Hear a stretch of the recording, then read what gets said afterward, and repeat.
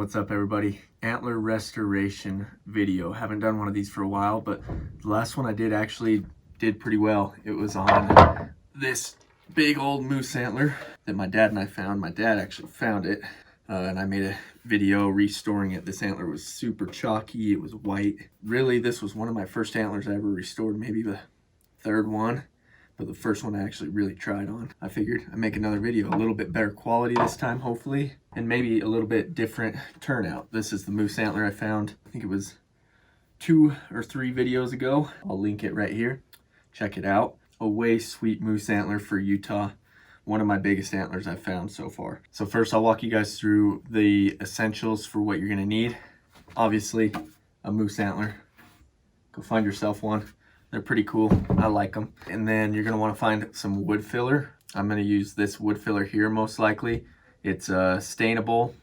You want to make sure it's stainable because you are going to be using stain.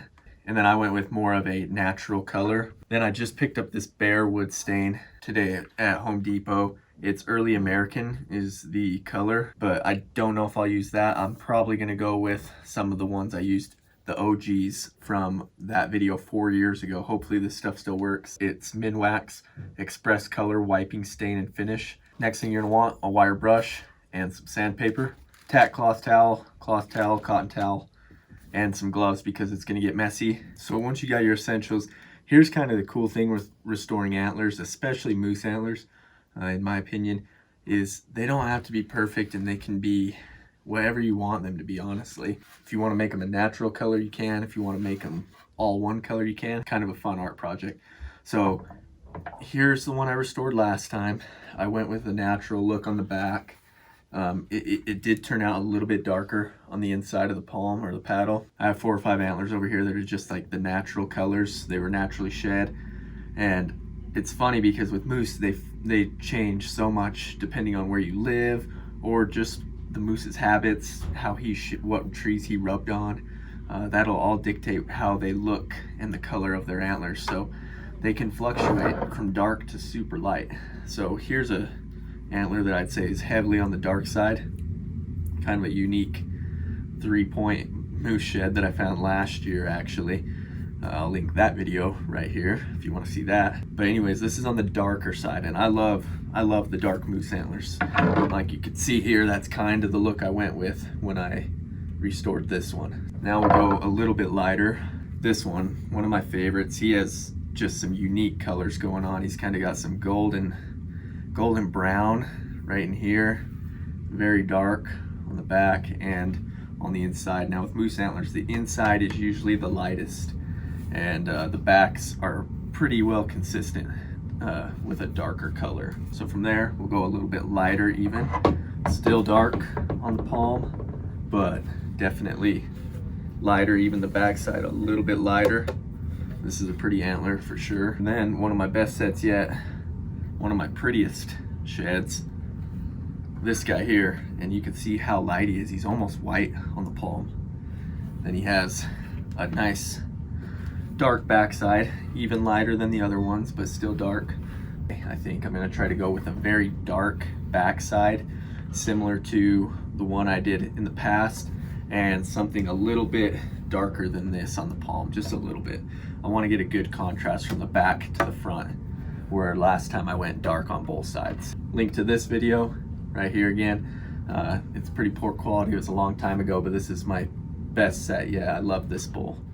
So we're gonna take that wire brush, get right in the antler, in the palm, just start breaking down some of this dirt that's developed and kind of caked in over the years. Make sure you flip it over. Get all sides of the antler up in every little groove. You're gonna wanna get everything tip to tip.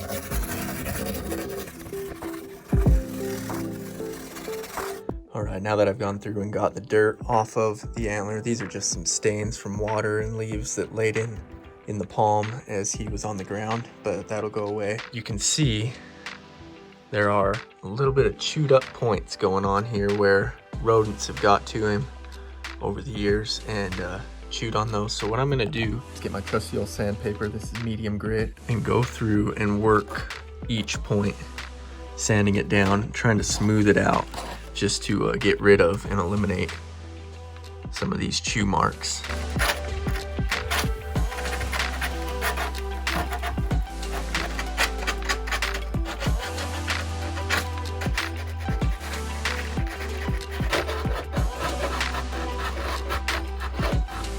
Alright, so after finishing the tips, then what I actually went down and did is with the same sandpaper, I went through and I sanded the entire antler, focusing mainly on the paddle part of the antler, inside and on the outside.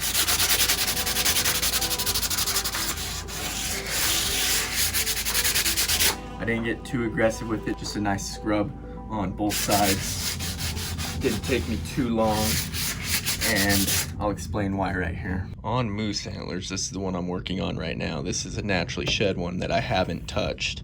This is just its natural colors. You can see there's highlights of light throughout on little ridges on the back side of the antler and even on the inside.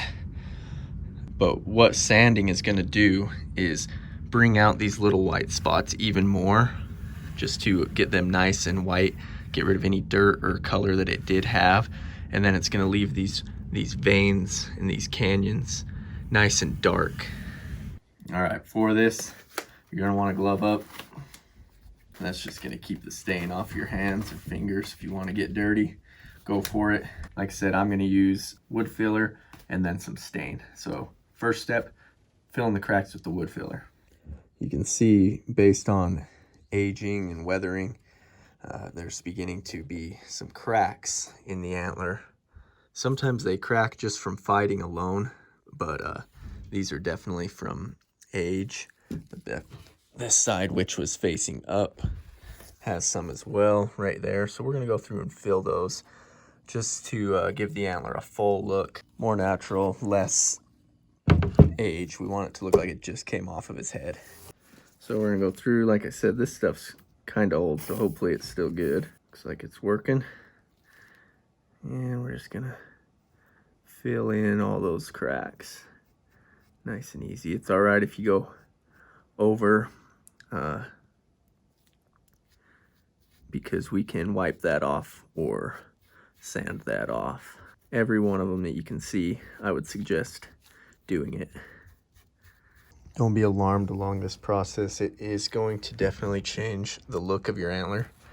You can see I've got some lighter colored spots where I put that wood filler, especially here on the back. This was probably the side that had the deepest cracks on it.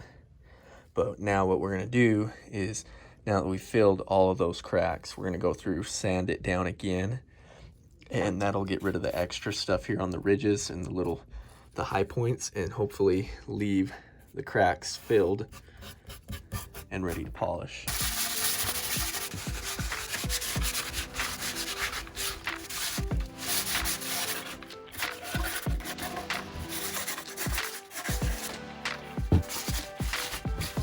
Okay, and now since I put the wood filler in, I went through and I sanded down the whole antler again. There's obviously some that has left its mark, but that'll go away as we stain it. The stain will come through and shine over that and make it the same color. So let's get to staining. All right, we are staining. So I think what I'm gonna try first is just this bare wood stain, that's brand new. So I just wanna see what it looks like. And I'm just gonna try a little spot on the back side. And if it doesn't work, then we're gonna go with the OG, the walnut color, which I did the last antler with. The backside was perfect with that antler. So this looks pretty dark, but that's how it always is. It always looks darker than it is. We're just gonna go right here on the backside. Just do some light strokes right here just to get some initial color down and see if we like it. It actually looks pretty dang solid right there. Maybe not quite as dark as I'd like it, but all right. So I am gonna go with the walnut. It is just a little darker, more lush looking for this backside. Tricky part is I don't have very much of this left, so we're gonna be generous with it and give the entire antler some love before we just really break down one spot. You'll see here though, this is gonna give it a much darker look, which is exactly what we're shooting for. Really dark around the base. Try to make this thing as natural and cool looking as possible. But you could already see some of those lighter spots coming through on the antler like I was talking about. That's what sanding it down is gonna do, is give it that real life look. But man, I tell you what, it's actually pretty fun. I don't do this often. I kind of tend to like to leave antlers as is, as I find them, just for memory and whatnot. But when you find a cool big moose antler like this, or maybe you found a big deer shed, sometimes it could be a fun project to do this and kind of artsy. So I encourage you guys to maybe try that this spring if you find one, or maybe you already have an antler laying around the house that you can work with. Kind of want to show you guys right here what I was talking about, how the antler is going to have it's going to be discolored from where you put that wood filler. But once you apply the stain, it blends right in. The stain overrides the color of the wood filler. That's why it's key to get the wood filler that is stain and finish. It's for that purpose exactly. So it's going to take that color in and absorb it. Oh, this is looking perfect. I love the back side of the moose antler. Man, that looks so cool. Makes me want to go out and find some more. But we've actually had some pretty big storms roll through later here in January, and that's not good for moose shed hunting, because that's going to cover a lot of antlers up that have been dropped and make it difficult to find them until later in the spring. Oh baby, I am literally so happy with how that turned out. I love the lush dark look. All right, so the antler's pretty well dry on the back side. Just to give you another look, I went with the dark coloring on the back. Now, to get a natural look, I think the lighter you can go on the top, the better, because you can always go darker. This wood stain looked really good too, and maybe that'll be the next option if I want to go darker. But I think this is going to do the trick. So what I'm going to do is, you can see I've already got some overlap where the dark color has come around the tips a little bit, and that's good. So what I'm going to do now is blend this lighter color into, cover the entire palm here, and then blend it on those tips so it looks like a natural antler, where it's dark around the backside and then it just gets nice and light gradually around the tips, and then the palm is one clean color.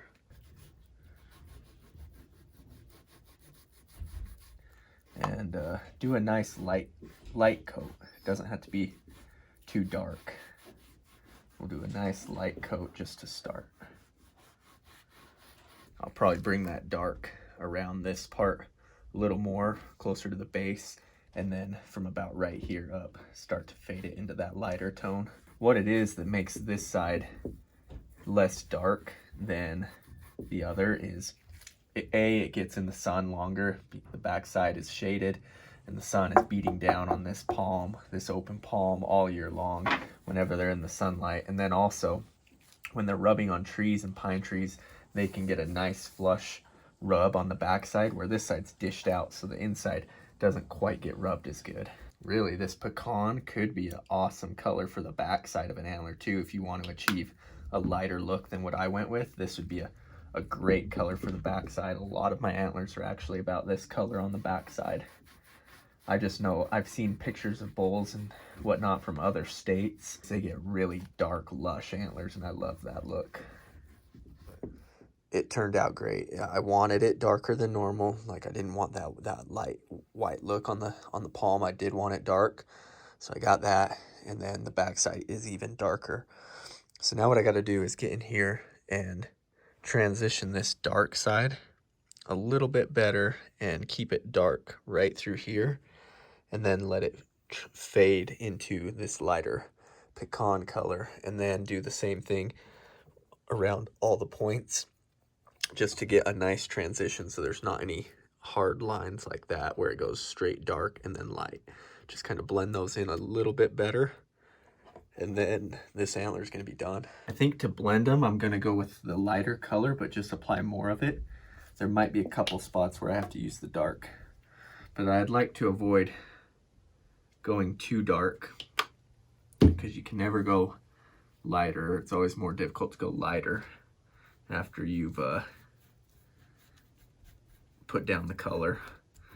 So put a little bit more of my pecan down right here, kind of bring it onto the back side of some of these points, that pecan, to kind of get that nice smooth transition.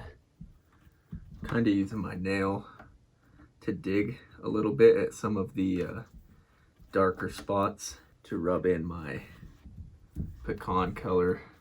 I think I said it already, but that's the cool part about these moose antlers, is really this project is whatever you make it out to be. If you want to go hardcore and try to make this thing look just like it would have looked most likely on his head, you can. Or you can, you know, give it a little extra deeper, darker color like I like to do here. It just seems more vibrant and catches the eye nicer on the eye. But heck, you can do these whatever color you want.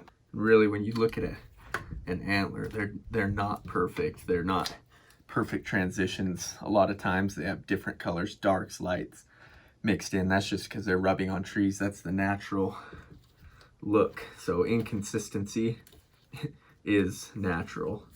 So don't get OCD and think you got to be perfect, because I've yet to see a perfect antler like I showed you at the beginning of the video. 5 moose almost off of the same ridge, and they're all different looking. It's done.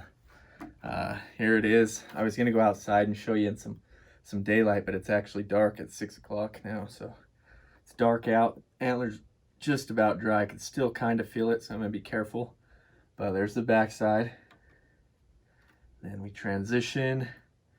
Here's the front side. Again, not the best lighting in the basement here, so this one I'm much happier with. I feel like I did a better job of blending, and he looks cool. This is one of my best sheds I've found, so it's nice to kind of restore him and give him some color. If I wanted to get real picky, I'll paint this white, and I might do that, the burr. But that'll be for another day. So go give this a try, guys. Thank you again. If you're watching this video, please subscribe, and you'll catch all my videos as I post them. Hopefully we get some snow melt and I'll get out and find some more of these. There you go, antler restoration. Go give it a try, and send me your pictures. Send them on Instagram, Martin_Chag. Send them in the DMs and I'll check them out. Hope this helps you guys or gives you an idea for a little project you can work on. Thanks again. Until next time. See you guys.